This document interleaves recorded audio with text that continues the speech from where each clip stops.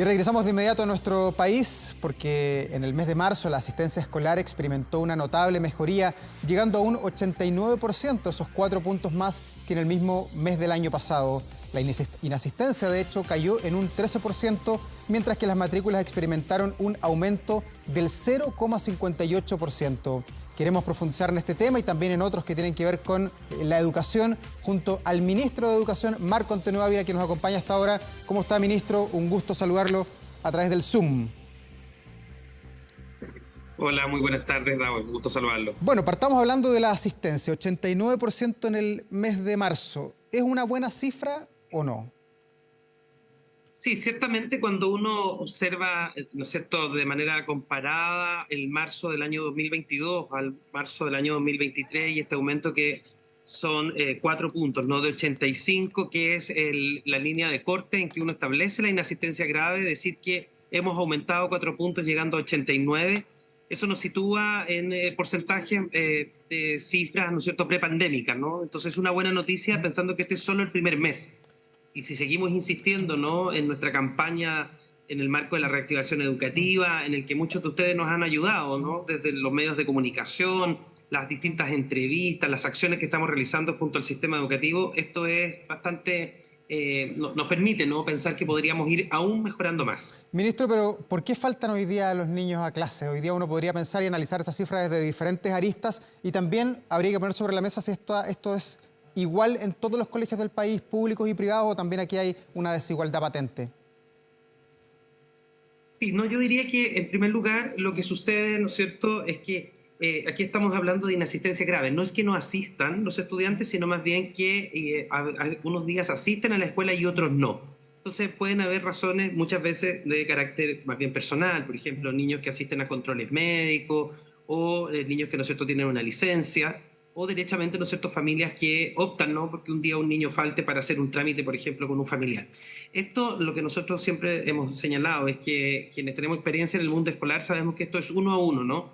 Y lo que hemos instruido, ¿no es cierto?, y orientado a los centros educativos es que puedan, junto a los equipos de convivencia escolar o las inspectorías general, más tradicionalmente así se llamaban, ¿no?, poder generar estos planes de apoyo. Hoy día nos contaban, por ejemplo, 2 sostenedores en el punto de prensa cuál era una estrategia muy sencilla, ¿no? Y es que cuando los estudiantes no asistían a las primeras 2 horas de clase, había un equipo de inspectores, ¿no?, de patio, que se llaman, ¿no?, que son generalmente asistentes de la educación, que llamaban inmediatamente a las casas sabiendo por qué ese estudiante no había asistido, ¿no? Esto, diríamos, como en el fútbol, quizás marcación 1 a 1, ¿no es cierto?, para lograr que 1, 2, 3 niños vengan. Ahora, eso es quedarnos con la visión más negativa. La visión más positiva es que hay un grupo importante de estudiantes, sobre 2.300.000, ¿no?, de nuestro sistema, que son un poquito más de 3,5 millones, que lograron una asistencia adecuada o una muy buena asistencia. Eso quiere decir que tenemos incluso porcentajes con asistencia de 100% y asistencia de 97%. En esto nosotros no tenemos diferencia quizás en distintos tipos de establecimientos, ni los públicos, ni los subvencionados municipales o subvencionados, ¿no es cierto?,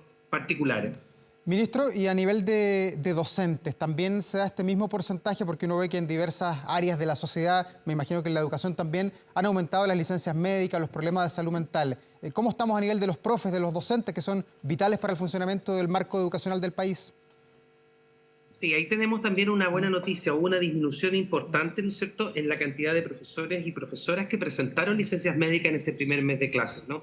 Por ejemplo, si en marzo del 2022 teníamos, voy a leer la cifra, 4.370 ausencias, ¿no?, a través de las licencias médicas, este año el reporte bajó a 3.626, es decir, 744 licencias menos. Eso es bastante importante, ¿no es cierto?, decir que un 17% de los profesores probablemente están en mejores condiciones para asumir este año escolar. El primer año fue bien complejo, estábamos reactivando el sistema educativo, volvíamos después de una pandemia, el primer semestre todavía estábamos, ¿no es cierto?, con altos niveles, ¿no es cierto?, de contagio, uso de mascarilla, protocolos, ¿no es cierto?, de suspensión de clases a partir de los contagios.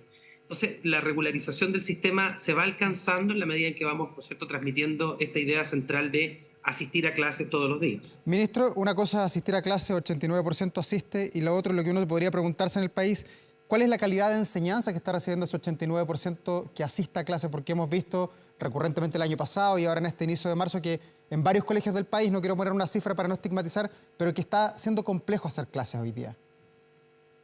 Sí, ahí quizás aclarar un poquito, Davor, eso. Es el asistencia promedio 89%. Eso quiere decir, ¿no es cierto?, cuando uno toma el total de los días asistidos, el país completo, si pensáramos que un solo establecimiento o un solo curso cumple con ese 89, no significa que vaya solo un 89%. En ningún caso, de nuestra matrícula total, el promedio es ese, ¿no? Ahora, respecto de la calidad de la educación, nosotros la preocupación que teníamos ya el año pasado a través de las distintas, ¿cierto?, estimaciones de carácter regional, era que íbamos a tener una pérdida importante de aprendizaje, ¿no?, producto fundamentalmente del distanciamiento de los 2 años 2021. Y lo que hicimos fue iniciar una serie de programas que apoyaban fundamentalmente la lectoescritura. Este año lo que hicimos fue que junto a la Agencia de la Calidad elaboramos un diagnóstico especialmente para evaluar el rezago lector. Eso quiere decir saber cuáles eran, ¿no es cierto?, las competencias lectoras de niños de segundo, tercero y cuarto básico. Fundamentalmente ahí pensando en que los cursos que se vieron más afectados en este proceso tan central, que es aprender a leer y escribir. Y eso de diagnóstico, hoy día casi 4.000 establecimientos han descargado este diagnóstico integral de aprendizaje, lo han aplicado y han podido contar también con herramientas que entrega el Ministerio de Educación para profesores. En este caso son guías, planificaciones, materiales que se suman a los textos escolares que ya tienen una orientación clara para mejorar la lectura. También, ¿no es cierto?, materiales para los estudiantes, cuadernillos de trabajo. Y por último, también materiales para las familias. No hay que olvidar, ¿no es cierto?, que muchas de estas habilidades se refuerzan en la casa, ¿no? Entonces nosotros esperamos que, ojalá, así como se reciben recomendaciones cuando se va al control sano, ¿no?, en el consultorio para la estimulación temprana, también a veces ejercicios muy sencillos, ¿no?, como pedirle a un estudiante que relate qué hizo durante el día o pedirle que haga una lectura en voz alta, puede ser un importante refuerzo desde las familias para mejorar, ¿no es cierto?, esas competencias o habilidades lectoras básicas. Ministro, lo llevo a otro tema, al Liceo de Aplicación. Esta semana tuvimos un incendio ahí que estuvo a punto de pasar a mayores, a pesar de todo lo que se quemó. Usted reaccionó con mucha energía, dijo que se iba a querellar. ¿Ya tiene los nombres de contra quién se va a querellar? ¿Cuáles son los últimos antecedentes que tiene?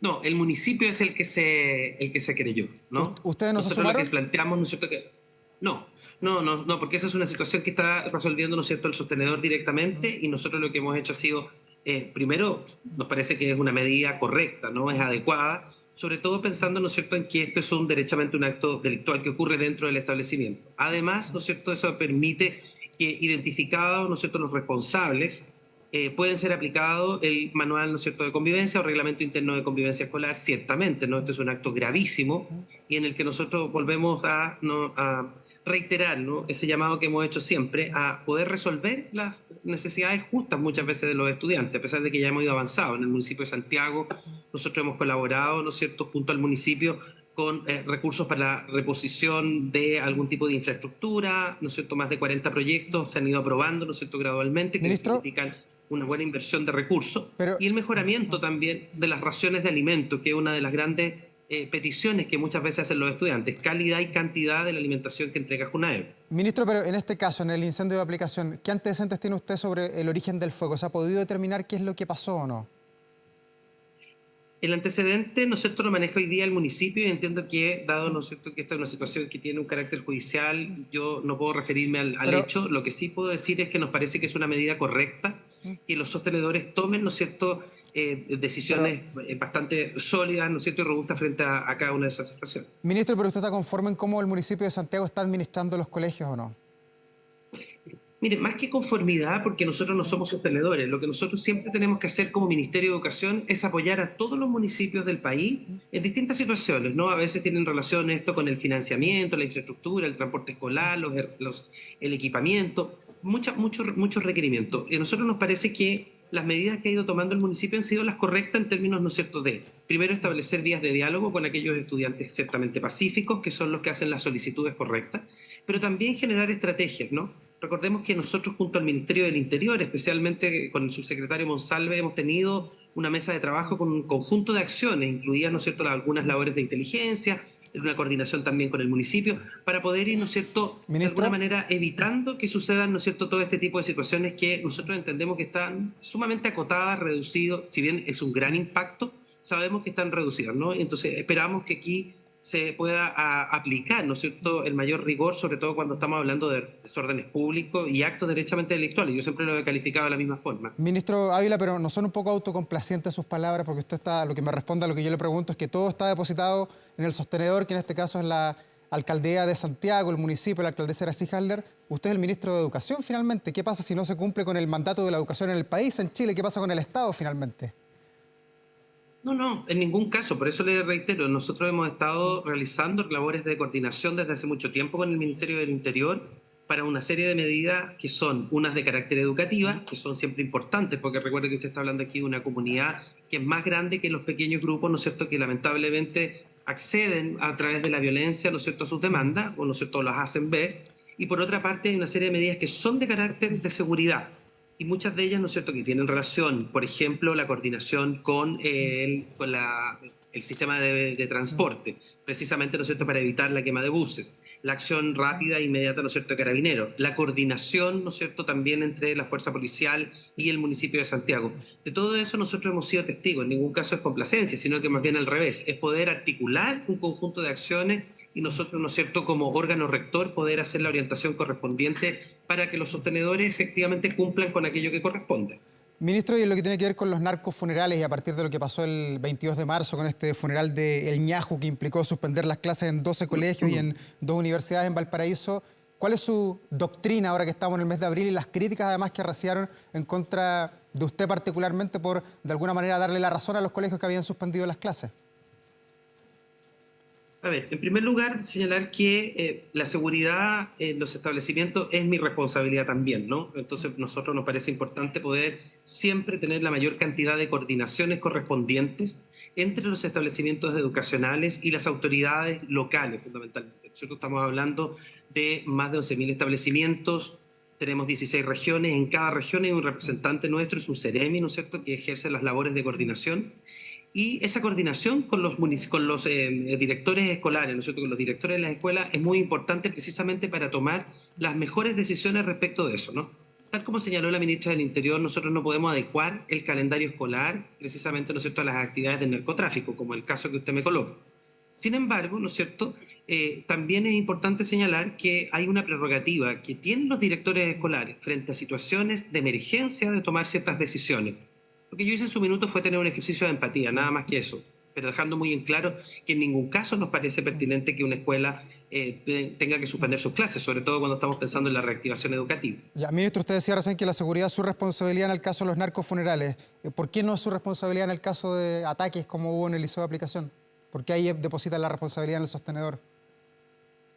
No, no, si no hay una diferencia entre las cosas. Cuando digo mi responsabilidad en términos de lo que significa la tarea del Ministerio de Educación, que es la orientación. Nosotros somos el órgano rector del sistema educativo y el órgano rector lo que hace precisamente es entregar un conjunto de recomendaciones, un conjunto de acciones, entregar el financiamiento, entregar lineamientos, para que la toma de decisiones sea la correcta por parte de quienes, ¿no es cierto?, son los sostenedores. Entonces, cualquier caso siempre voy a ser el responsable, pero le digo, en el marco, ¿no es cierto?, de las tareas propias que tiene el Ministerio de Educación, que es el órgano rector. El órgano rector orienta la política. Ministro Marco Antonio Ávila, ministro de Educación, muchas gracias por conversar hasta ahora con nosotros. Que esté muy bien. Muchas gracias, Davor. Que tenga buena tarde. Chao, ministro. Buenas tardes.